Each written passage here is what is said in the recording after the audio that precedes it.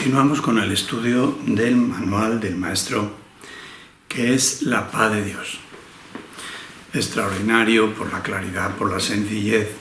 Hay mucha gente que decimos aquí, bueno, yo no, que viven en paz y una cosa es vivir tranquilo y otra cosa es la paz de Dios. Y para distinguir la tranquilidad, que a veces uno tiene, o esta paz intermedia entre la paz de Dios y la tranquilidad, que desde luego no la podemos confundir con la paz de Dios, pero que es el camino que nos lleva a la paz de Dios, que es una actitud de perdón constante, pero vamos a ver la diferencia y las características de la paz de Dios, por lo menos para saber lo que es la paz de Dios y para descartar sucedáneos. ¿Qué es la paz de Dios? Se ha dicho que hay una paz que no es de este mundo. ¿Cómo se puede reconocer? ¿Cómo se puede encontrar? Y una vez que se encuentra, ¿cómo se puede conservar? Extraordinario. Consideraremos cada una de estas preguntas por separado, ya que cada una refleja un paso diferente en el camino. Conciso, preciso, como siempre él puso. Examinaremos la primera. ¿Cómo se puede reconocer la paz de Dios? Verás qué contundente. La paz de Dios se reconoce al principio solo por una cosa: desde cualquier punto de vista es una experiencia radicalmente distinta de cualquier experiencia previa. Esto y la definición del instante santo es lo mismo. En el instante santo no ocurre nada conocido. La paz de Dios es absolutamente diferente de cualquier otro estado de tranquilidad o de pseudopaz en el que hayamos estado. Estar a la orilla de un río oyendo pasar el agua, eso no es la paz de Dios. Eso es estar relajado. Confundir una cosa con la otra, estamos viendo un río que conocemos, estamos sintiendo una tranquilidad que conocemos. La paz de Dios es algo completamente desconocido a cualquier, que no tiene referencia con cualquier experiencia previa. Ahora analicemos si hemos estado alguna vez en esa situación. Dice, no trae a la mente nada que haya sucedido antes, por si no había quedado claro.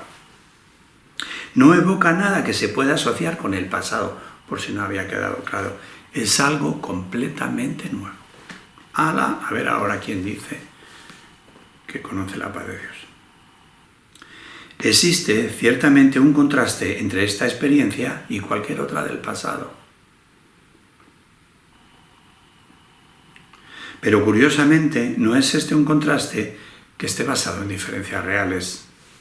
El pasado sencillamente se desvanece y la quietud eterna pasa a ocupar su lugar. Eso es todo.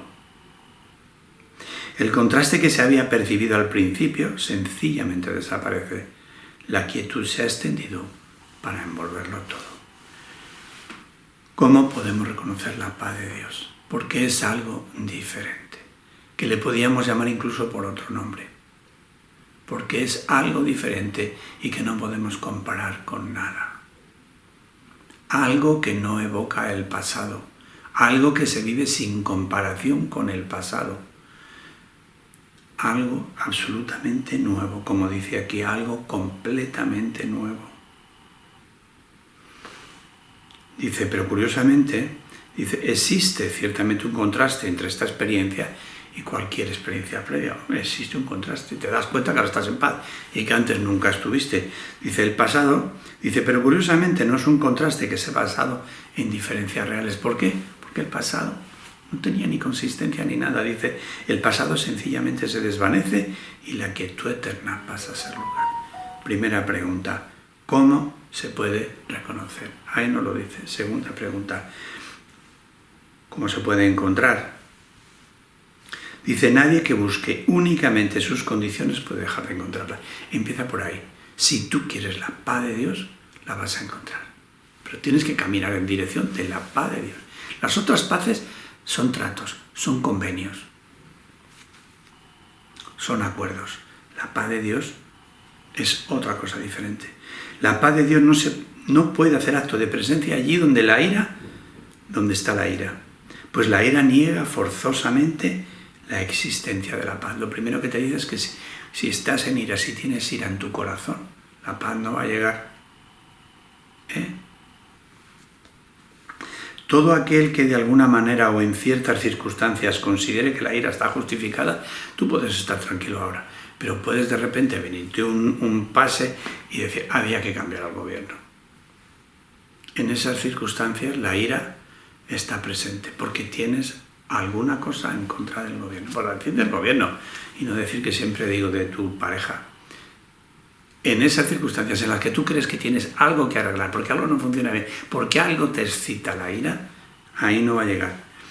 Todo aquel que de alguna manera o en ciertas circunstancias considere que la ira está justificada, proclama que la paz es insensata, que la paz es una insensatez y no podrá por menos que creer que no existe. Lo dice así de sencillo. Si piensas que hay algo que está mal y que te excita, pues evidentemente crees que la paz es una estafa. En esas condiciones no se puede hallar la paz. Y ahora viene la palabra, es una palabra que el curso pues no viene repitiendo casi, y que se nos pasa tan desapercibida y que la sustituimos por otras. Dice, el perdón es, por lo tanto, la condición indispensable para hallar la paz. El perdón. Pesado se pone el libro este. El perdón es, por lo tanto, la condición indispensable para hallarla. Tienes que perdonar a esas, la ira que sientes. Tienes que perdonar las condiciones que suscitan la ira en ciertas personas. Tienes que volver atrás a perdonar eso, a darte cuenta que eso no es real. Lo que es más, donde hay perdón, tiene que haber paz. Donde hay perdón, tiene que haber paz. El día que consigamos vivir en modo absolutamente perdón, viviremos en la paz de Dios. Pues, ¿qué otra cosa sino el ataque conduce a la guerra? Hasta los niños lo saben. ¿Y qué otra cosa sino la paz es lo opuesto a la guerra? Hasta los niños. Aquí el contraste inicial resalta de una manera clara y evidente. Nada que decir. Cuando se halla la paz, no obstante, la guerra deja de tener sentido. ¿No lo entiendes? ¿Por qué voy a pelear si no existe la causa? ¿Por qué voy a pelear si lo que veía antes me he dado cuenta que es una ilusión? ¿Por qué voy a pelear? Y ahora el conflicto, y ahora es el conflicto el que se percibe como irreal. ¿Cómo se encuentra? Vaya, perdonando, qué molesto.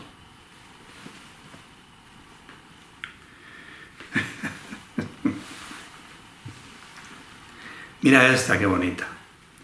La tercera, ¿cómo se conserva la paz de Dios una vez que se ha encontrado? Mira qué punto tiene tan bonito esto. Nosotros creemos que los milagros no los podemos perder de vista, que los milagros no los podemos abandonar, igual que la paz de Dios. El milagro es consecuencia del perdón, la paz de Dios es consecuencia del perdón. Y mira lo que dice, ¿cómo se conserva la paz de Dios? ¿Cómo se conserva el milagro? Dice, si la ira retorna, en la forma que sea, el pesado telón caerá una vez más y la creencia de que es imposible que haya paz inevitablemente regresará. Me gustaría tener aquí el original del inglés, porque esto que soy tan fino yo que algunas veces me irrito, nos pone, pero lo explicamos y ya está, dice, si la ira retorna, es como si nosotros fuéramos rehenes de la ira. Yo lo sustituiría por si volvemos a aceptar la ira, porque es nuestra voluntad que la ira retorne. Que nosotros vamos a tener una tentación, la podemos tener, pero está en nosotros aceptarla o no como buena. Entonces aquí dice si la ira retorna, y tampoco es que vayamos a... Pero para que lo entendamos, si volvemos a aceptar la ira como recurso para resolver las cosas, en la forma que sea, el pesado telón caerá una vez más y la creencia de que la paz es imposible regresará. Es decir, que si caemos en la tentación, volveremos al estado de antes. Por eso Jesús decía, vete y no peques más, cuando le curaba a uno la ceguera. Porque sabía que si daba cobertura de nuevo a los pensamientos que él le había limpiado de su mente, volvería a quedarse ciego. Esto Yo creo que por mucho que lo repita, y yo lo repito muchas veces, todavía no nos lo terminamos de creer. Los milagros no son como los de Hollywood. Hay que sostener el milagro para que se quede con nosotros. Hay que sostenerlo, evitando caer en la tentación y que la ira entre a formar parte de nuestra minuta. ¿Cómo se conserva la paz de Dios una vez que se ha encontrado? Si la ira retorna en la forma que sea, el pesado telón caerá una vez más y la creencia de que es imposible que haya paz inevitablemente regresará. La guerra volverá a aceptarse. La guerra volverá a aceptarse. Deberíamos de poner una coma aquí. Se volverá a aceptar una vez más como la única realidad. Y ahora tendrás que deponer tu espada nuevamente. Es decir, cuando te des cuenta que estás enfrascado en algo que no te gusta, vas a tener que volver a la casilla de salida. Y ahora tendrás que deponer tu espada nuevamente, aunque no te hayas dado cuenta que la habías vuelto a blandir. Sin darnos la tentación, no te enteras. Es muy sutil el programa, no te enteras y has metido la pata. Pero bueno, esto es... Dice el curso que muchas veces vamos a tener que elegir otra vez por la paz. Pero nos lo explica.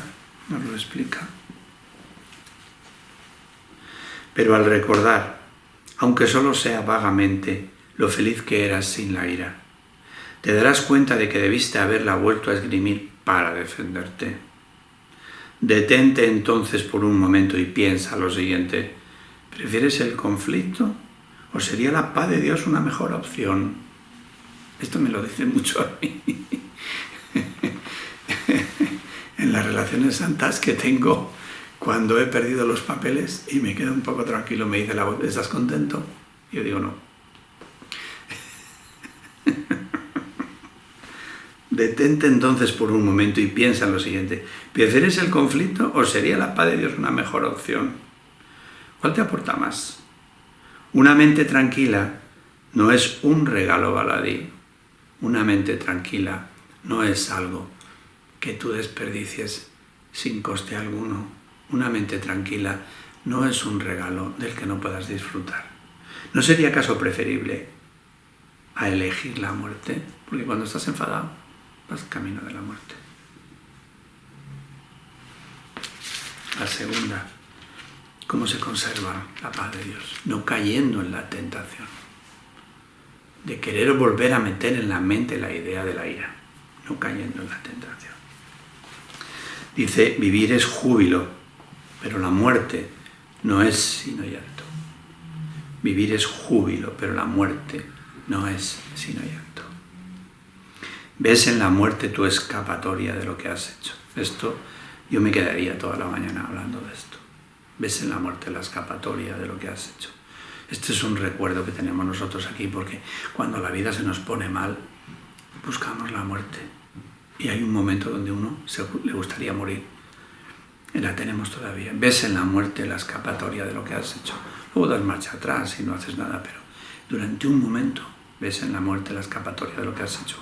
Pero lo que no ves es que tú mismo inventaste la muerte, la cual no es más que una ilusión de un final. Mira lo que dice. No es más que una ilusión de un final. Cuando uno se muere, no acaba esto. Hay gente que me dice que no cree en la reencarnación. Digo, en el curso no lo dice directamente. Es más, dice la reencarnación, que le dice más adelante, que en última instancia no existe. Pero porque no existe esta vida de sueño. Pero dentro de esta vida de sueño, claro que existe la reencarnación. En el sueño existe perfectamente. Mira, la muerte. ¿Dónde estás? Dice, la cual no es más que una ilusión de un final. ¿Te crees que te mueres y acabas? No acaba. Te has muerto porque tu mujer te estaba poniendo los cuernos y no puedes soportar el dolor. Vuelves a que te la vuelvan a poner para que perdones aquello. La tarea que dejas sin hacer, la primera. Como decía mi madre, alguna cosa no me comía para comer, para cenar. Escuchar esto, que no es una tontería. Así que para que luego diga la gente que no le importa morirse, ¡buah! Menuda cabeza tenemos. La muerte no puede ser una escapatoria, porque el problema no radica en la vida. radica en lo que tú crees que es la vida, que lo tienes sin perdonar. La vida no tiene opuesto, la vida con mayúscula, pues es Dios. Esta vida no es con mayúscula. Esta vida con minúscula, ahora la pone la vida, parece ser lo opuesto a la muerte, porque tú has decidido que la muerte acaba con la vida, esta vez con minúscula. Nosotros hemos decidido que la muerte acaba con la vida. Y ahora dice algo fantástico: perdona al mundo y comprenderás que nada que Dios creó puede tener fin y que nada que Él no haya creado es real. ¿Cómo vamos a perdonar al mundo? Perdonar al mundo es no creértelo, no creerte nada de lo que ocurre aquí. ¿Pero cómo voy a hacer eso? Pues como se perdona de la mano del Espíritu, una y otra vez. Tú te sientas ahora mismo mientras vas conduciendo y dices: yo perdono al mundo, y aprietas fuerte los ojos y no haces nada. Es un proceso, el perdón del mundo, y hay que empezar.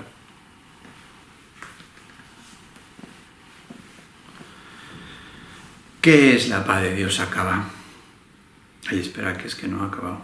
Perdona al mundo y comprenderás que nada que Dios creó puede tener fin y que nada que Él no haya creado es real.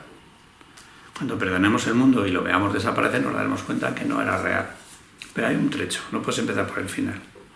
Con esta frase se resume el curso, fíjate. Con la frase de perdonar al mundo. Con esta frase se le confiere a nuestras prácticas el único objetivo que tienen: perdonar al mundo. ¿Qué es esta? Con esta frase se describe el programa de estudios del Espíritu Santo exactamente como es. Perdona al mundo y comprenderás que nada que Dios creó puede tener fin y que nada que no creó es real. Es como el principio: nada real puede ser amenazada, nada irreal existe. La misma cosa dicha un poco más larga. Y acaba con el último párrafo que dice: ¿qué es la paz de Dios? La paz de Dios no es más que esto: el simple entendimiento de que su voluntad no tiene opuestos. Esa tranquilidad de que no puedes estar en peligro, porque la voluntad de Dios no puede tener opuestos. Ningún pensamiento que contradiga la paz de Dios puede ser verdadero. La disparidad entre su voluntad y la tuya tan solo daba la impresión de ser real. En realidad no había conflicto, pues su voluntad es la tuya. Vamos a parar aquí. ¿Qué es la paz de Dios? La paz de Dios no es más que esto: el simple entendimiento de que la voluntad de Dios no tiene opuestos. Ningún pensamiento que la contradiga puede ser verdadero. La muerte contradice la voluntad de Dios, que es vida. La muerte no es verdadera. Todo lo que forma este mundo no es verdadero nada. Por eso hay que perdonar el mundo completico. Hay que desactivarlo. Hay que darle al botón de para. La disparidad entre tu voluntad y la suya, la nuestra es la fabricación de este mundo, dice, tan solo daba impresión de que era real. En realidad no había conflicto, porque tu voluntad es la tuya, tu voluntad es la suya. Eso está hecho desde la creación. El Hijo apareció en el mundo con el acuerdo de que la voluntad de Dios y la suya fueran la misma. Durante un tiempo soñó que no, que era diferente. Y es más, imaginó una voluntad diferente, pero solo la imaginó. Ahora la poderosa voluntad de Dios mismo es su regalo para ti. Ahora, mediante el perdón, Dios te vuelve a dar su voluntad. Él no desea quedarse con ella para sí solo, para sí mismo. ¿Por qué querrías mantener tus insignificantes y frágiles alucinaciones ocultas de Él? ¿Por qué te quieres quedar con tu mundo solo para ti y no dejarle entrar a Dios? ¿Por qué querrías mantener tus insignificantes y frágiles alucinaciones ocultas de Él? La voluntad de Dios es una y es lo único que existe. Esa es nuestra garantía. Ese es tu patrimonio. Nuestro patrimonio es la voluntad de Dios. Nos la dio nuestra creación. Todo el universo se encuentra más, todo el universo que se encuentra más allá del Sol y las estrellas, es decir, el universo real, porque el Sol y las estrellas forman parte del sueño. todo el universo que se encuentra más allá del sol y las estrellas, así como de todos los pensamientos que puedas concebir, te pertenece. Todo el universo que se encuentra más allá de lo finito, te pertenece. La paz de Dios es la condición de su voluntad. Alcanza su paz y le recordarás. Extraordinario no, lo siguiente. ¿Qué es la paz de Dios? ¿Cómo se puede reconocer? Porque no se parecen nada a las paces que creíamos nosotros que eran paces. ¿Cómo se puede encontrar? Amigo, perdonando lo que te quita la paz. ¿Y cómo se conserva? No permitiendo que la ira vuelva a entrar en tu mente. ¿Cómo lo ves? Hermosísimo. Mañana más, un milagro para vosotros en nombre de Jesús.